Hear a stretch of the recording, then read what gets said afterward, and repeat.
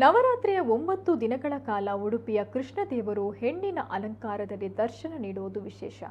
ಪ್ರತಿದಿನವೂ ಕೃಷ್ಣದೇವರಿಗೆ ನಾನಾ ಬಗೆಯ ಅಲಂಕಾರಗಳನ್ನು ಮಾಡಲಾಗುತ್ತೆ. ಆದರೆ ನವರಾತ್ರಿಯ 9 ದಿನಗಳ ಕಾಲ ನಾನಾ ಬಗೆಯ ಸ್ತ್ರೀ ಶಕ್ತಿಯ ರೂಪಗಳನ್ನು ಕೃಷ್ಣದೇವರಲ್ಲಿ ಕಾಣಬಹುದು.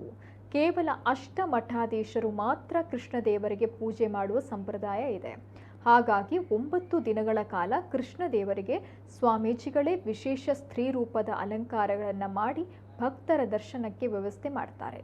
ಸದ್ಯ ಶ್ರೀ ಪುತ್ತಿಗೆ ಮಠದ ಪರ್ಯಾಯ ಮಹೋತ್ಸವ ನಡೀತಾ ಇದ್ದು, ಸ್ವಾಮೀಜಿಗಳು ಮಾಡಿದ ಈ ಅಲಂಕಾರ ಭಕ್ತರ ಗಮನ ಸೆಳೆದಿದೆ.